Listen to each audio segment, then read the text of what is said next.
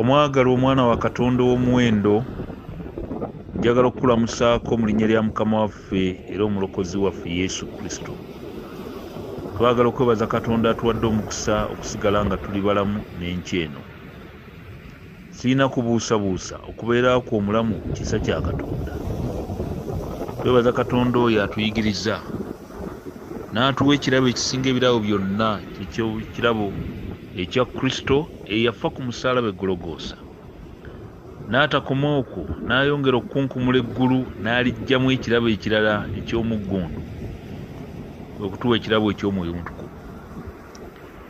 Twebaza nnyo Katonda kubanga asiima okutufukumulira ebirabo bino eby'enkizo mu bulamu bwaffe, alyoka atuteeketeeka okubeera abasika ab'obulamu obutaggwaawo. Njagala okubasaasira abakoseddwa mu kukosebwa okutali kumu ensi eno kwetutuusaako. Yayogera lwatu nti mu nsi mulina ennaku naye mugume kubanga nze mpangudde. Kyeva mbasabira Mukama ababeere bannaffe abali mu nnyumba zaabwe nga balumwa. Nkuwaddemu ka mukwano gwange oli gy'oli ng'olinga alina emirembe nga n'emmere egenda tebagireeta mu maaso go. Waliwo abalwadde nga ne weeyita waalwala. Waliwo abalwadde abali abandoned nga n'abantu baabeerabira. Waliwo abalwadde ab'endwadde ezitali zimu ezinyigiriza, era ng'essuubi lyabwe ery'oku nsi kuno ligenda likeewa. Njagala okubasaasira bonna abanyigirizibwa abatali bamu. Kyokka tetulema kwongera kujjukira nti bangi ku bantu abonaabona mu ntalo nga Ukraine n'awalala, basajja batu ne bakazi baabwe tebaali kitundu ku kusalawo ebyo okubeerawo. N'olwekyo ebirala tusikira bisikire, ebitubonyaabonya eby'ekibi bitusanga busanzi. Katonda yekka yalina ekikubagizo n'emirembe. Gwe nsaba asisinkane buli muntu ng'okwetaaga kwe bwe kuli. Peetero Nserekomale yali emabegawo okwogera kuno kwa enkya ya leero, era nsaba Katonda atukulembere atuluŋŋamye. Katusabe. Taata omwagala omwesigwa, tweyanzizza nnyo ekirabo ky'obulamu ky'otuwadde n'olw'omukwano ogutaliiko kibuuzo gw'olina eri obulamu bwaffe. Tusaasire ensobi zaffe ezirabise mu kumanya ne mu butamanya, era tusaba Omwoyo Omutukuvu atuyigirize ekigambo kyo nate enkya eno, kubanga nsabye okuyita mu Yesu Kristo Mukama waffe. Amiina. Tuli ku nsonga ezikwatagana n'enkolagana n'engeri gye tuyinza okuzimba enkolagana ekutuse, restoring broken relationships. Tutunuulidde nnyo nnyini ddala obulamu bw'omusajja gwe bayita Yacob, gwe tuludde ebbanga nga tugenda tumwetegereza mpola mpola n'ebimufaako. Olunaku lw'eggulo twalabye Yakobo atumye ttiimu, nga envoyo eno gy'atumye egenda eri muganda we mukulu we ayitibwa Esawu, agende boogere naye nga yeesunga nnyo kye kinaava eri omukambwe ono eyawera nti taata bw'alimala okwebaka ndinoonya Yakobo ne mutta. Enkya eno njagadde tulabe ebyava mu ttiimu gye yatuma. Olunyiri lugamba olw'omukaaga nti ababaka ne bakomawo eri Yakobo nga boogera nti twatuuka eri muganda wo Esawu, tugamba nti weeroddaani, mwebale kugenda ne mutuuka. Kyokka ekitundu ekiddako eky'olunyiri luno kigamba nti era ajja okusisinkana n'abasajja 400. Ajja okusisinkana n'abasajja 400 biri naye. Waliwo ebibuuzo bingi. Bwe mwagenda yagamba ki? There is no answer. Ekyokubiri, bw'aba teyayogera, feesi ye yagamba ki? Facial expression. Yalaga nga ali excited, asanyuse okumanya nti mutowe gyali kiki yalaga? There is no answer. Wabula kye bagamba kiri kimu nti twatuuka ne message twagituusa nti omusajja Yakobo akomyewo nga byonna wabitugamba twabituusa era twabimunnyonnyola bulungi nawe gy'obadde. Kyokka kino kye bakomyawo nti omusajja alumba, naye mu kulumba kwe tali yekka, alina abasajja 400 abajja naye. No kintegeeza nti yali ali ku ndogoyi, kintegeeza yali ku mbalaasi, ne bano nga bavuga. Eno ttiimu y'amaanyi. Ntunuulira omusajja ono ate eyalowoozebwa okuba nga teyafuna mukisa okuva eri kitaawe nga baagumunyagako, naye alina obusobozi okubeera ng'ayinza okujja n'ensolo 400.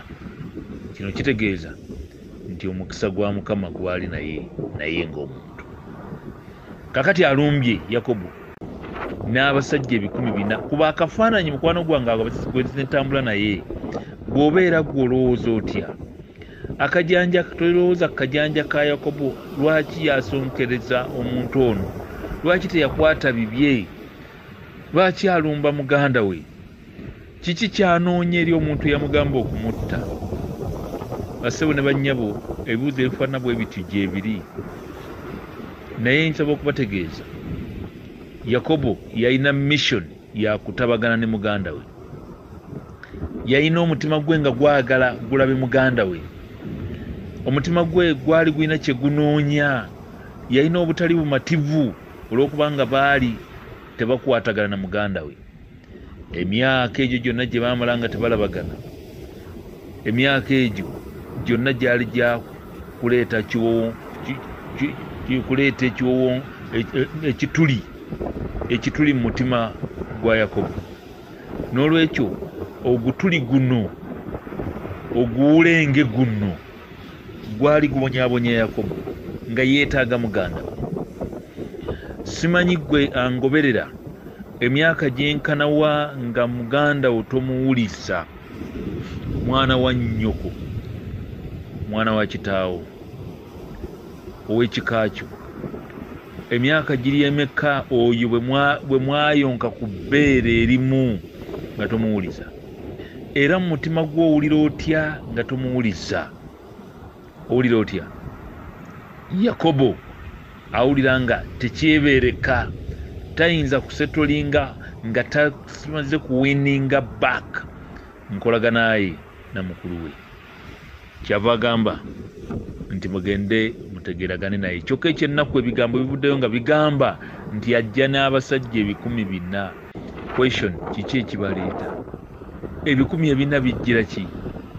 Wano kitegeeza nti omusajja ono agenda okutuukiriza ekyo kye yeeyama okutta Yakobo. Ebigambo bino bikola ki omutima gwa Yakobo? Olunya olw'omusanvu lugamba nti Yakobo n'alyoka atya nnyo ne yeeraliikirira, n'ayawulamu abantu be abaali wamu naye, n'ebisibo, n'ente, n'eŋŋamira okuba ebibinja 2 oba ebibiina 2. N'ayogera nti Esawu bw'anaatuuka ku kibiina ekimu n'ekibiina ekirala kinaawonawo. Olunyiriri olwo bwetu bwe tugamba. Atandise okutetenkanya. Yakobo ekimu ku mirimu gye yakolanga ennyo gyali mirimu gya kutetenkanya. Mu batetenkanya abali mu nsi eno, Yakobo yabakwatira ensawo.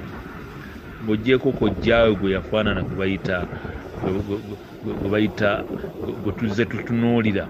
Kojjaawe ono yatetenkanya n'okumuwa omukazi atali wuwe.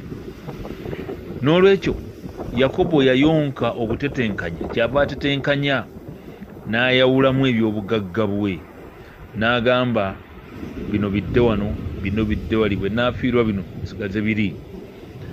Ekyo nkola z'abantu oluusi okwerabira Katonda by'ayinza okukola ntandika okutetenkanya. N'olwekyo omusajja Yakobo yatandika n'okutetenkanya. Ekyo kitutuukako nga bwe njogedde.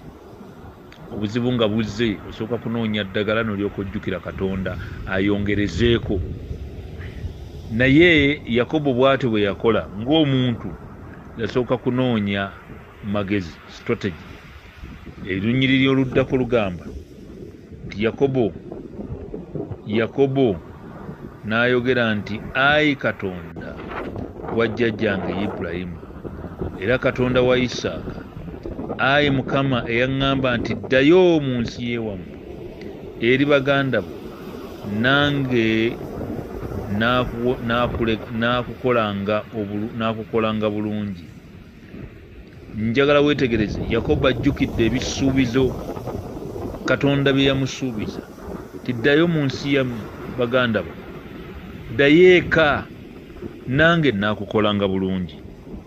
Ekigambo ekyo kiri mu lunyiriri olwo olw'omwenda kikulu nnyo nnyini ddala. Yakobo obwongo bwe bulowooza kutabagana, naye agambye nti nga ŋŋenda mu lugendo luno nzijjukidde Katonda yanjolesa, sitambula nga ndi mu kalulu. Katonda yaŋŋamba nti ddayo nja kuwa omukisa. Kakati atandise okuclaiminga.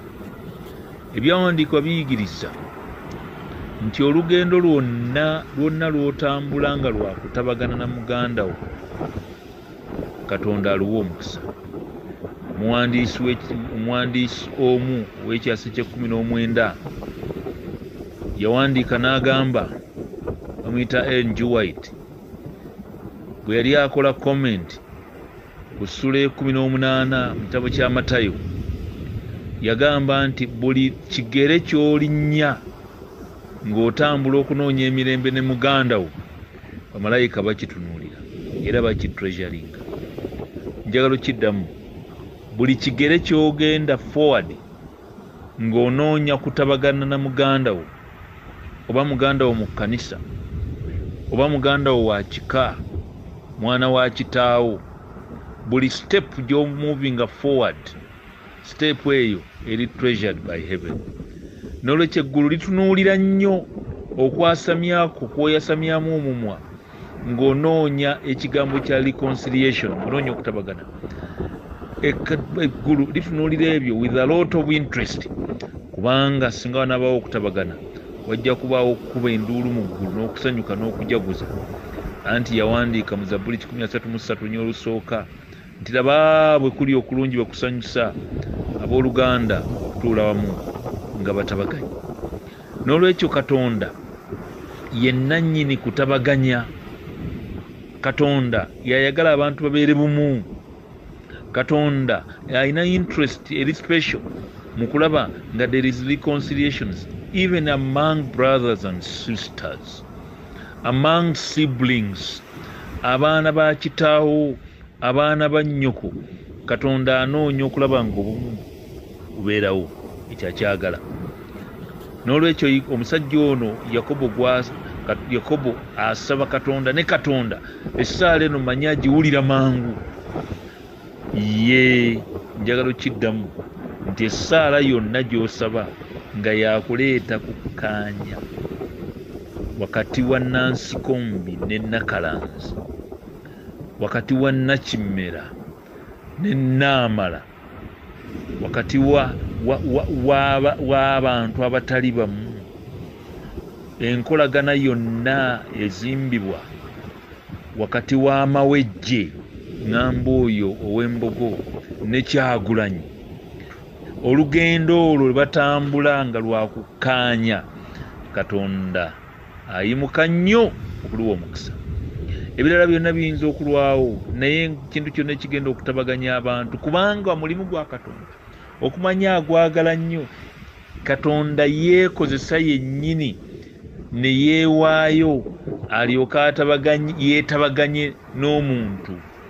N'olwekyo olugendo luno olw'okutabagana, ekyo kye kimu ku bisinga okusanyusa Katonda. Obutakkaanya bubeera mu booluganda okumala emyaka mingi tekireetera Katonda kusanyuka. Lunyolo 10 lugamba nti sisaanira newankubadde akatono mu kusaasira kwonna n'amazima gonna bye wagiriranga omuddu wo, kubanga nawunguka Yoludaani guno nga nina muggo gwokka, ne kaakano nfuuse ekibiina kinene. Nkwegayidde mponya mu mukono gwa muganda wange. era mu mukono gwa Esawu, kubanga mutya aleme okujja okunzita. Mutya ajjiddeyo ddala ekiri mu mutima. Ekimu ku bye njagala mu ssaala eno yennyini kye kino nti